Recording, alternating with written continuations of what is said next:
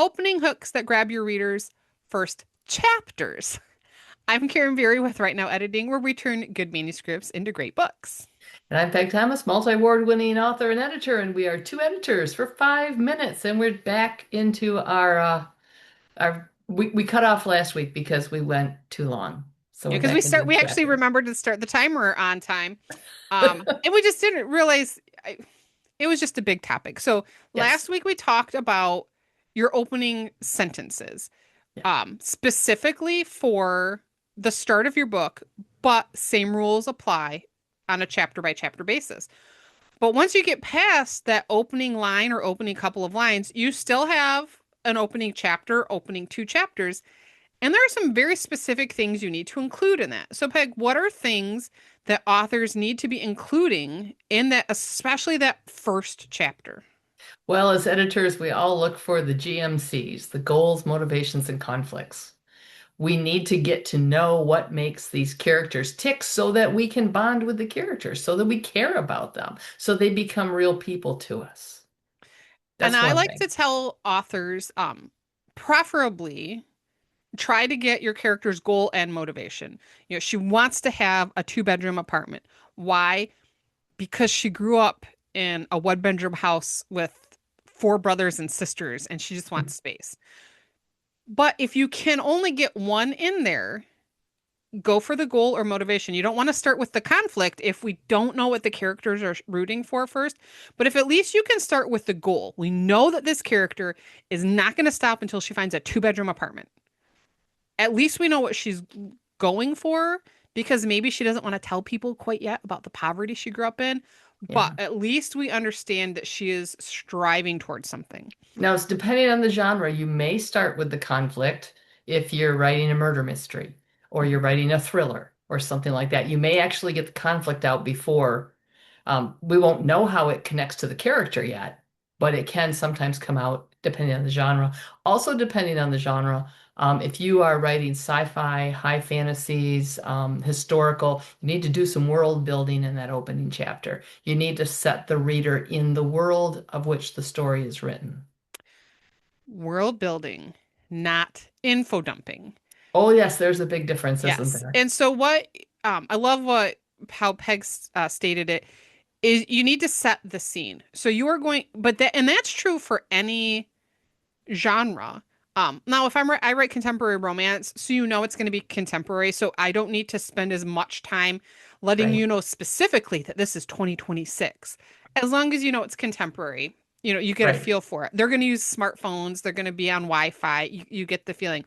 But that's the key element regardless. It's just that when you're in, and actually even historical as far as well as speculative, you're going to spend a little more time because the world that these characters are in is as important as what's happening. Because if Peg has a character struggling with a situation in colonial America, and I have a character struggling with the same situation in 2026, they're going to be very different how they approach those situations, how they come to solutions. So that setting, so it's really, I would say, as far as setting, you're looking at things like the time of year. Let us know what season it is. You need clues as to the time period. Like I said, for me, really easy. People are going to whip out their smartphones. They're going to, get an Uber maybe instead of hailing a cab.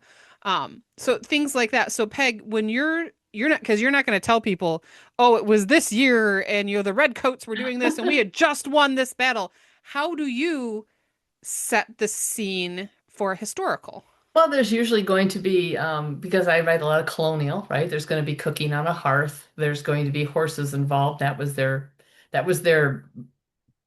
farming method. That was their transportation method. There's just going to be the setting in general. There's going to be their language. Okay, they're going to use colonial type contractions. They're not going to use modern contractions. And they did use contractions, but they weren't anything like what we use today.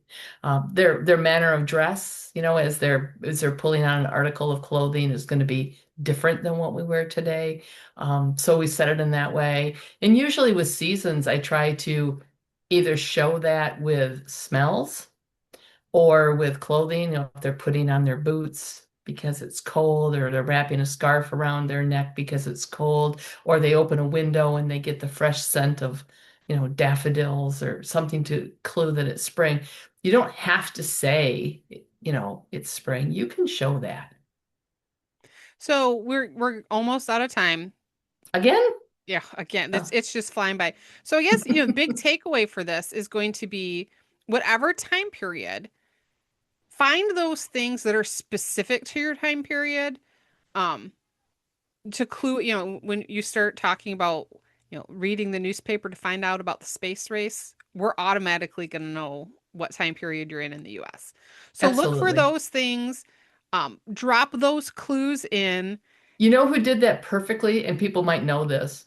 Who did that perfectly were the writers of Downton Abbey, who in the very initial beginning, the newspaper was coming in with news of the Titanic disaster. Perfect. Everybody knew what time Yep. period it was. They didn't have to say a word. It was great. So you want it to be that subtle. But remember, you also want to start introducing the goals, motivations, and conflicts Yep. in that opening chapter. Don't info dump them, but start introducing them. And come back next week. And I'm going to talk to Peg about this. I think I have a good topic to kind of piggyback off this one, but I'm not going to tell you till next week. Until then, I'm Karen Beery. And I'm Peg Thomas, and we'll see you next time. Bye.